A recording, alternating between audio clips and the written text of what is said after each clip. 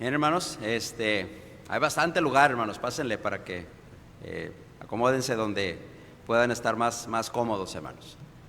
Bueno, le damos gracias a Dios, hermanos, porque estamos en segunda noche de predicaciones, hermanos. Y vamos a pedir a los niños hasta 10 años que pasen a su clase con nuestras hermanas. Y bueno, el tema general, hermanos, que hemos escogido para esta campaña es una iglesia gloriosa.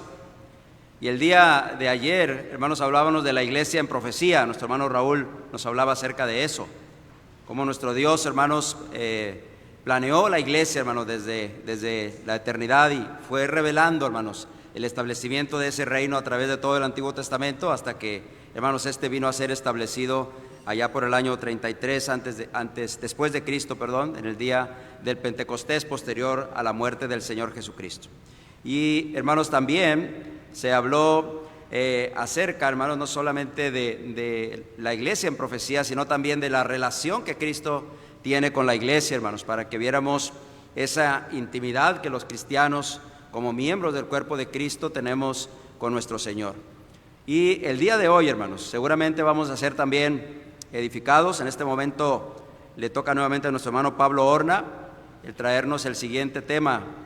Sigue siendo el mismo tema general, una iglesia gloriosa, pero ahora el hermano nos hablará acerca del trabajo de la iglesia. Es una gran bendición, hermanos, tener esa relación con el Señor, pero también es una gran responsabilidad saber que como cristianos tenemos un trabajo que realizar como cuerpo de Cristo, como siervos de nuestro Señor.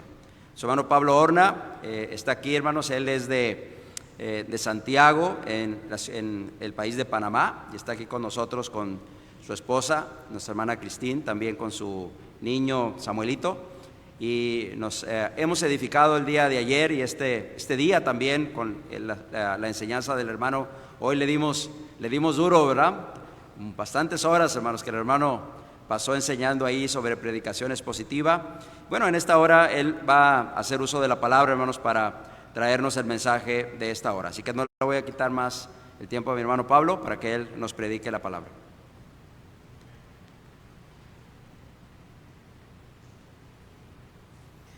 Muy buenas noches. Que el Señor bendiga grandemente a todos los que están presentes aquí. Tenemos una oportunidad más para continuar estudiando la palabra de Dios y vamos a aprovechar este momento. Me gustaría comenzar con un estudio que se presentó este año, un estudio publicado este año en enero de 2025, titulado Cristianismo Mundial 2025, Perspectivas Regionales. Esto fue publicado en una revista obviamente importante y también por una universidad importante. Y básicamente en esa revista se dice que en el año 1900 existían 2000 denominaciones cristianas en el mundo. 2000 en 1900. Pero en la actualidad, 2025, dice este estudio que existen 50.000 diferentes denominaciones. Y aún más, se espera, según la tendencia, que para el 2050 haya alrededor de 64.000 diferentes grupos que se hacen llamar cristianos. Pensemos en esto por un momento. Inevitablemente esto nos hace preguntarnos, ¿es la iglesia el conjunto de 50.000 organizaciones eclesiásticas distintas? ¿Acaso no oró Jesús diciendo, Padre, guárdalos en tu nombre para que sean uno, así como nosotros? Juan 17:11. A la luz del Nuevo Testamento es evidente que la iglesia no es una denominación o un club social cuya labor o cuyo trabajo es socializar, entretener, recrear, hacer sentir bien a las personas, hacerlas sentir cómodas, hacer incluso manifestaciones políticas y enfocarse en el materialismo. Lo cual, lamentablemente, ocurre en el mundo denominacional. Esa no es la labor de la iglesia. Ese no es el trabajo de la iglesia. Esto no es la iglesia. En la Escritura leemos de una iglesia, Mateo 16, 18, Efesios 4, 4, personas salvas que perseveran en la voluntad de Dios y que tienen su identidad y misión en una persona, Cristo. La noche de ayer estuvimos viendo la identidad de esa una iglesia, o de esa única iglesia, es decir, su relación con Cristo. Y esta noche vamos a ver la misión, trabajo o labor de esta una iglesia. Y vamos a ver que obviamente se distingue del clima religioso de nuestros días. En una frase, hermanos, la misión de la iglesia del Señor es glorificar a Dios. Esa es la misión de la iglesia del Señor, glorificar a Dios. Eso lo vemos en varios pasajes. Por ejemplo, Efesios 1:6 dice, para alabanza de la gloria de su gracia, con la cual nos hizo aceptos en el amado. Tal vez más claro aún, Efesios 3:21 dice el apóstol Pablo, a Él sea gloria en la iglesia, en Cristo Jesús, por todas las edades, por los siglos de los siglos. Amén. Ahora, el Nuevo Testamento obviamente nos detalla muchas maneras en las que nosotros como iglesia glorificamos a Dios. Y quiero que en esta noche veamos al menos 5 de esas áreas que distinguen a la iglesia de las denominaciones. En primer lugar, la misión de la iglesia es evangelizar, es trastornar al mundo con el evangelio. Este mandamiento obviamente lo vemos luego de que Jesús resucitó de entre los muertos y ordenó a todos sus discípulos a ir y a ser discípulos a todas las naciones, Mateo 28, 18 al 20, y que debían predicarles el evangelio, Marcos 16, 15 y 16, es decir, el sufrimiento de Cristo, la muerte de Cristo, el arrepentimiento, el bautismo y el perdón de pecados. Lucas 24, 46 y 47. Comenzando ¿desde dónde? Desde Jerusalén, Judea, Samaria y luego hasta lo último de la tierra, ¿verdad? Hechos 1, 8. Es más, en el Nuevo Testamento vemos que la iglesia dice que es columna y baluarte de la verdad, ¿no? 1 Timoteo 3:15. Por lo tanto, la iglesia debe predicarla, pero también la Escritura nos dice que la iglesia es el linaje escogido, es real sacerdocio, es nación santa, es pueblo adquirido, dice Pedro, para que anunciéis las virtudes de aquel que os llamó, dice, de las tinieblas a su luz admirable. Primera de Pedro 2:9. De nuevo, la misión de la iglesia es evangelizar. Y hay algo curioso, hermanos, que este estudio también nos muestra, el estudio que citaba al inicio. De acuerdo con este estudio, el cristianismo en Latinoamérica está disminuyendo. Y curiosamente, la incredulidad está creciendo. Obviamente, en nuestra oración, en nuestro ruego, de que esta tendencia no tome lugar, sino que sea todo lo contrario. Pero esto es una realidad hoy. De acuerdo con este estudio, el cristianismo en Latinoamérica está disminuyendo y curiosamente la incredulidad está creciendo. Por ejemplo, en 1900 la población cristiana era, dice, de un 95,2%. En 1900, 95,2%. En el 2025 es un 91,9%. Ha decrecido. Ahora, lo curioso es que los agnósticos y ateos, aquellos que se hacen llamar de esa manera, o no religiosos, muchas gracias, dice que en 1900 representaban el 0.6% de la población en Latinoamérica. 0.6% en 1900. ¿Saben cuánto representan hoy en el 2025? El 3.7%. Ha crecido. ¿Y eso qué nos muestra? Hermanos, hay trabajo que hacer. Hay trabajo que hacer. Debemos anunciar el Evangelio. Y esto lo vemos en el gran ejemplo de nuestro Señor Jesucristo. Jesús fue enviado a esta tierra a predicar el Evangelio.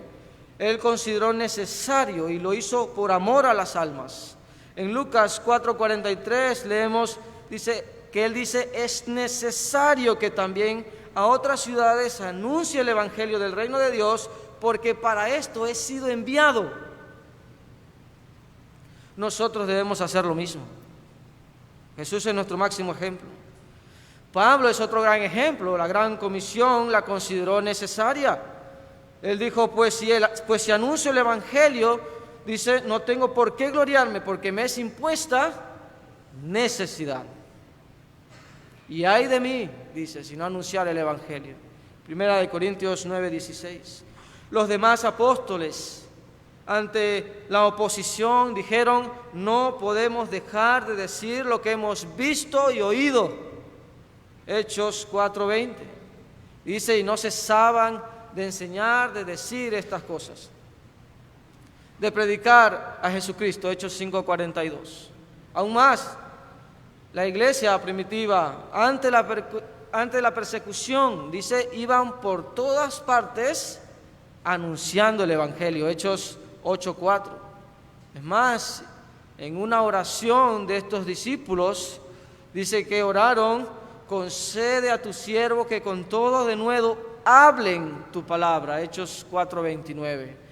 Vemos la mentalidad de estos seguidores de Jesús. Nosotros debemos hacer lo mismo. La misión de la iglesia, hermanos, es evangelizar, hacer discípulos, trastornar el mundo con la predicación del más maravilloso mensaje, el Evangelio. La misión de la iglesia es predicar el Evangelio.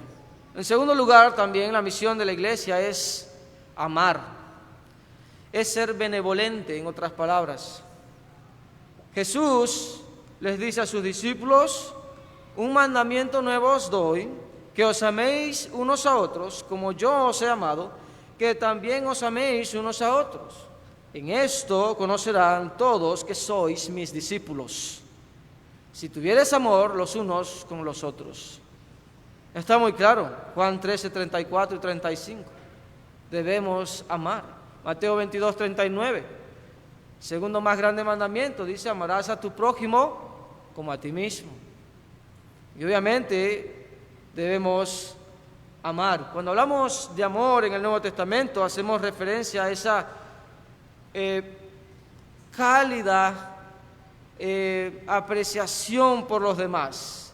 Hablamos de ese afecto cálido y tierno, esa consideración e interés por otras personas, esa estima, ¿verdad? Ese deseo de hacer el mayor bien a los demás. Ese es el amor agape que encontramos en el Nuevo Testamento, de hacer el mayor bien a los demás. La iglesia entonces debe amar a la iglesia, haciéndole bien y no mal. Mateo 25, 34 al 46, vemos un ejemplo de esto. Jesús habla del juicio final, ¿no?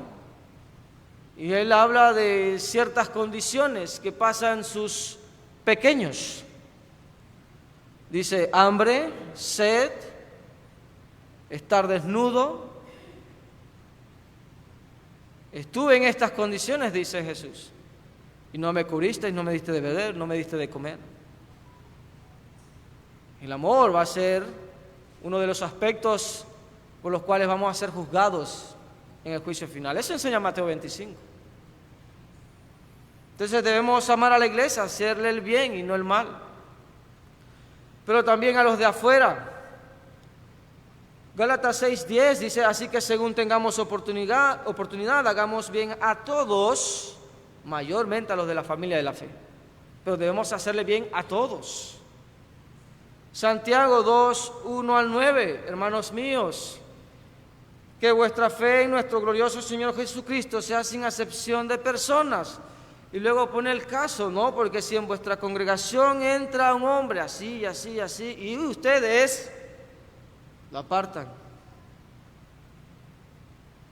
Eso no es mostrar amor, evidentemente.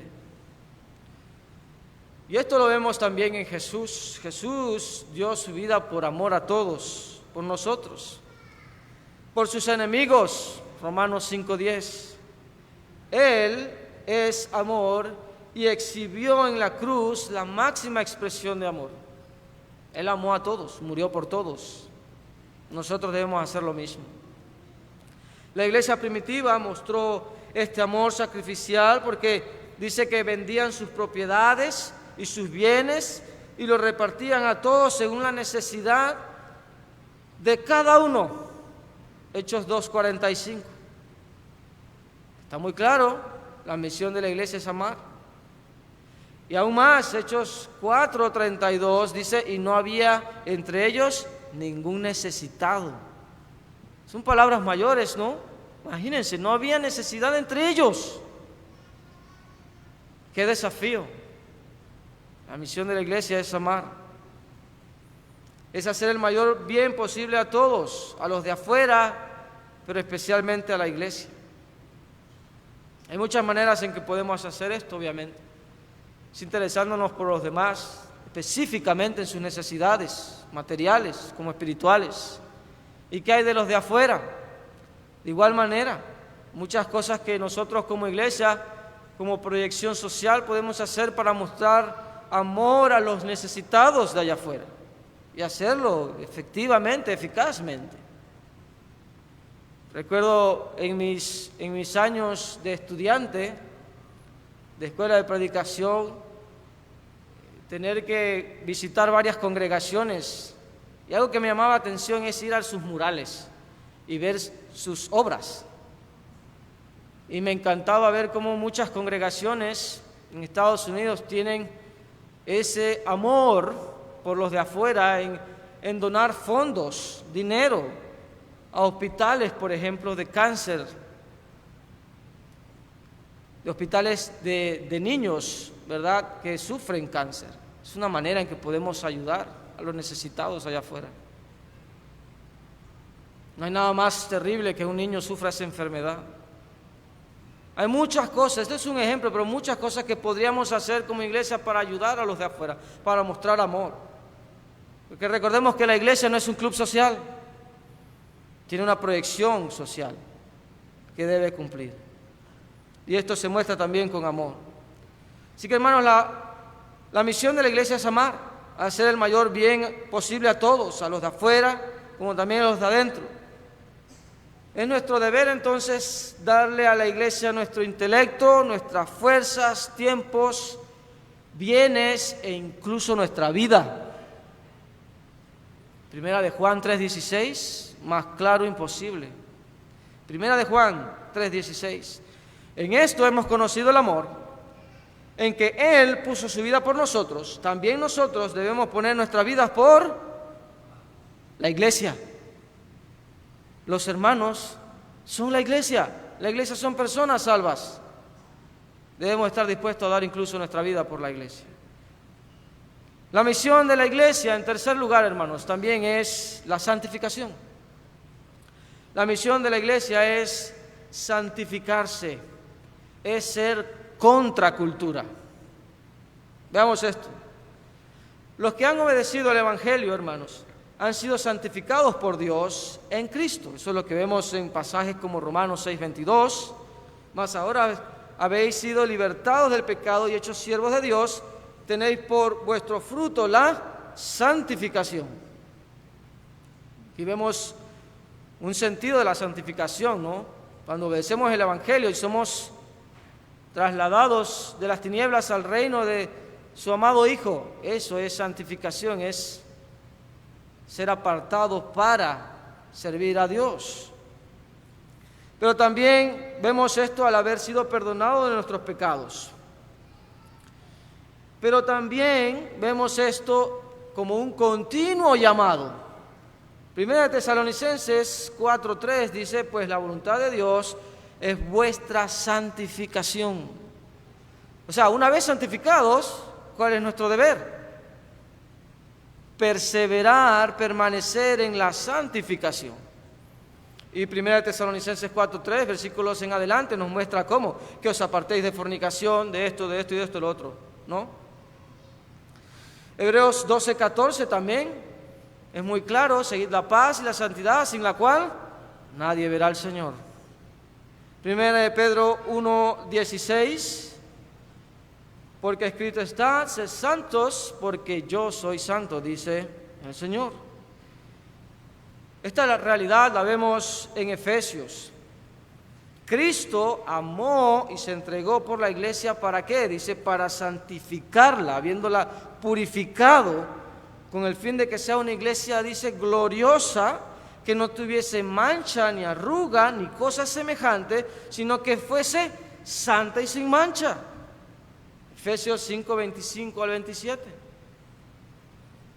Una vez santificados, debemos permanecer en santificación o en santidad. Aún más, cuando vamos a la carta o libro de Santiago, vemos que la religión pura y sin mácula es la cual la iglesia debe practicar, y consiste, entre otras cosas, en guardarse sin mancha del mundo. Santidad.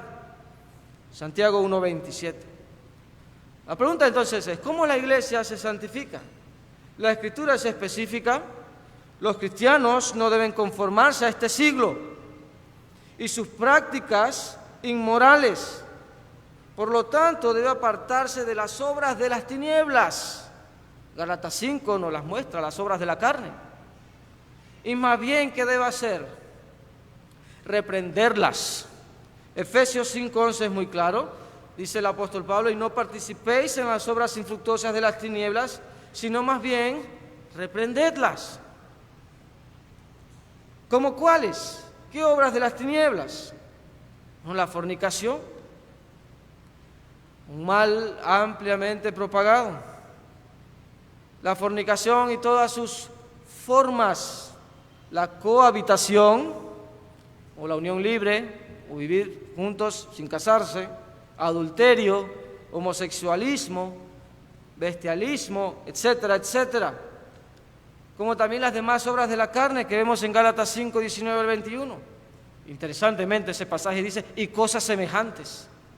¿Qué cosas semejantes? Bueno, ¿qué hay de la inmodestia? Tanto varones como damas. La inmodestia. También el sexting, el ver pornografía, consumo de imágenes o videos con desnudez o eróticos en la televisión como en redes sociales. ¿Sabían ustedes, varones, que hay algoritmos en las redes sociales que lo atacan a usted todos los días por el simple hecho de que ustedes son varones? ¿Sabían eso? Hay algoritmos que les muestran contenido de mujeres desnudas o semidesnudas en las redes sociales. No las voy a mencionar, todos las conocemos. ¿Qué límites estamos poniendo? Igual para las damas. ¿Qué restricciones estamos poniendo en el mundo digital? Vivimos en un mundo hipersexualizado y esto es una de las grandes herramientas de Satanás para destruirnos. La sexualidad, la gratificación instantánea. La misión de la iglesia es santificarse de las obras de las tinieblas, de las obras de la carne y ser contracultura. La iglesia no debe conformarse ni adecuarse a la cultura actual, sino más bien debe transformarla. Ese es nuestro deber. La misión de la iglesia es la santificación.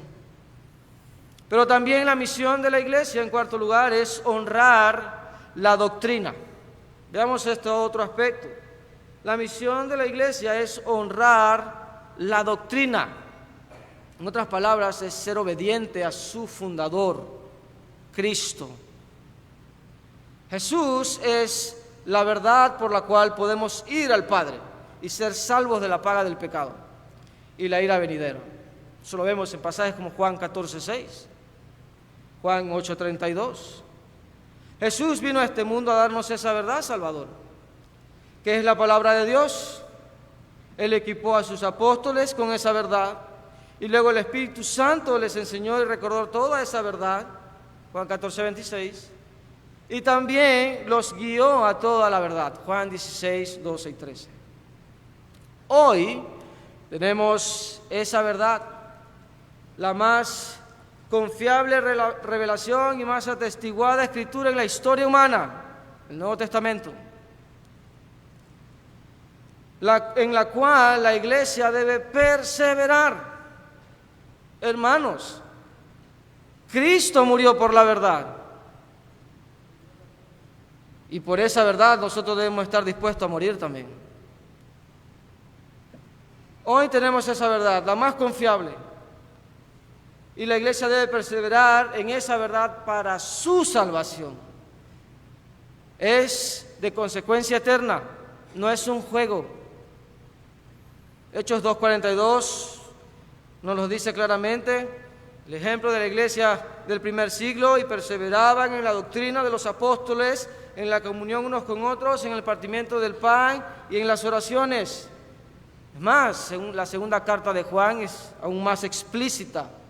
Es un versículo fuerte y que la iglesia debe tener muy presente. Segunda de Juan 9: cualquiera que se extravía y no persevera en la doctrina de Cristo no tiene a Dios. Cuando la iglesia del Señor tiene comezón de oídos, de escuchar a falsos maestros, falsos predicadores, y a llenarse de liberalismo y comienza a hacer prácticas liberales, no tiene a Dios. Y no hay salvación. No importa cuán sinceros seamos y cuántas buenas intenciones tengamos, la verdad no es negociable. ¿Cómo honramos la doctrina entonces? Predicándola, defendiéndola y aplicándola. Los predicadores tienen la gran tarea de predicar la palabra de Dios, según Timoteo 4:2, y nada más que la palabra de Dios.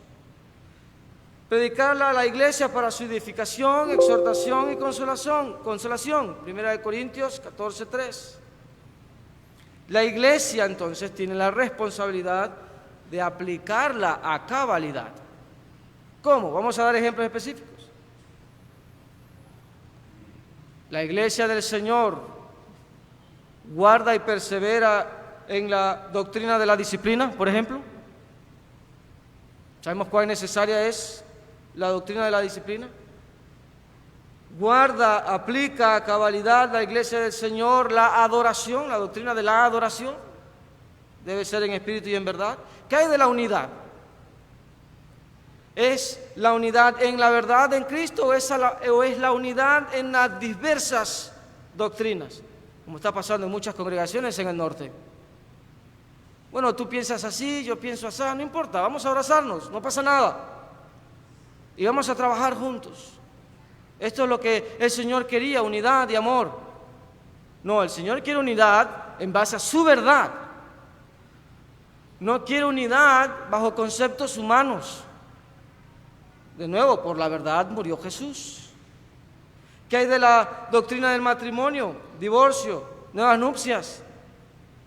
¿Qué hay de esta doctrina y de muchas otras? Para honrar al Señor, obviamente debemos guardar toda la verdad. De esa manera vamos a honrar a nuestro Redentor Jesucristo y vamos a distinguirnos nuevamente, vamos a distinguirnos de las denominaciones, de los grupos religiosos de manufactura humana. La misión de la iglesia, hermanos, es ser obediente al Nuevo Testamento de Jesucristo, con coraje, con valor, confianza, determinación, sin temor a nada ni a nadie. La verdad por delante. La misión de la iglesia, hermanos, es honrar la doctrina, es ser obediente. Por último, la misión de la iglesia es esperar a su Salvador. Y esto obviamente es algo también muy esencial. Nos mantiene enfocados en lo más importante, porque este mundo, hermanos, este mundo es material. Y Satanás sabe que si nos puede mantener distraídos y entretenidos en las cosas de este mundo, en lo terrenal, puede eventualmente separarnos de Cristo. Puede hacernos apartarnos de la fe, caer de la gracia. Jesús declaró en varias instancias su regreso. Él dijo, por ejemplo, Juan 14, en la casa de mi Padre muchas moradas hay. Voy pues a preparar lugar para vosotros. Cuando Jesús dice estas palabras, ¿qué crea en nosotros? Expectación, ¿no? Anticipación de que estemos pensando en eso, ¿no? Y dice, y si me fuere y os prepararé lugar, vendré otra vez. Jesús nos ha dicho, vendré otra vez. Debemos esperar. Obviamente, Él siempre cumple su palabra. Juan revela una de las últimas palabras de Jesús, las cuales son sobre su segunda venida, casualmente. Apocalipsis 22, 12. Vamos allá, por favor, y subraya ese versículo. Es el deber de la iglesia esperar a su Salvador. Apocalipsis 22, 12. He aquí, yo vengo pronto, y mi galardón conmigo, dice el Señor, para recompensar a cada uno según sea su obra. Vengo pronto, dice el Señor. Crea expectación, debemos esperarlo aún más. Ahí mismo Apocalipsis 22, versículo 20. Vean cómo lo dice. ¿Qué dice el Señor? Dice, vengo pronto. Ahora han pasado casi 2000 años, ¿no? ¿Qué significa pronto? Para Dios es pronto. Y nosotros debemos estar en esa expectativa. Es más, también Pablo nos enseña esto en Filipenses 3:20. Dice Pablo, nuestra ciudadanía está en los cielos, de donde también esperamos al Salvador, al Señor Jesucristo. Es el deber de la iglesia esperar a su Salvador. Es evidente que Jesús ha creado expectativa en su iglesia sobre su regreso y desea que esperemos y anhelemos ese momento. Muchos pasajes que nos muestran esto. Entonces, Dios desea que su iglesia cultive una perspectiva celestial de la vida. Como dice aquel himno, ¿verdad? Soy un peregrino, ¿no? Solamente vamos de pasada en esta vida. Esta vida no es para siempre. Vamos de pasada. Y debemos meditar en esa segunda venida del Señor, debemos meditar en la eternidad, debemos mantener ese enfoque celestial.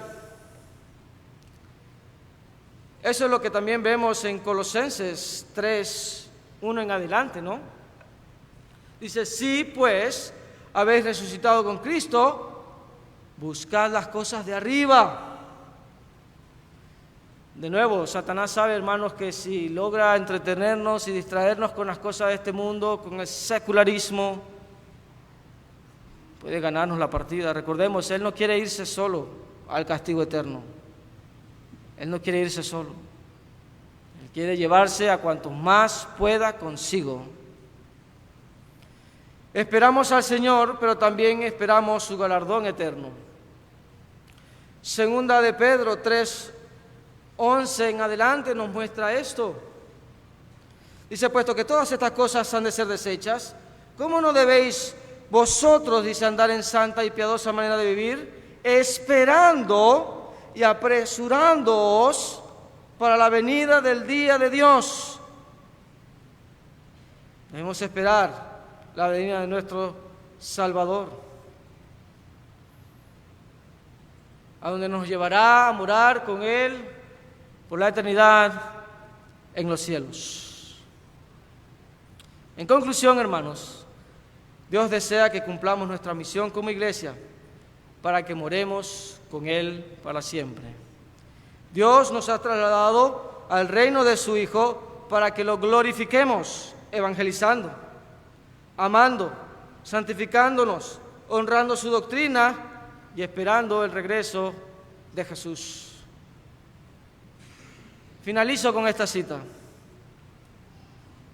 escrita por un gran escritor de antigüedad y hasta medio poeta, que resume lo que hemos estado viendo aquí.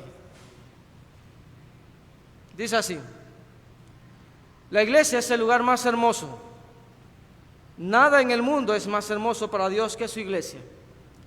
Por lo tanto, siendo de Él, también pertenezcamos a ella, a la iglesia, para que con nuestras oraciones, dones y trabajos podamos sostenerla y fortalecerla.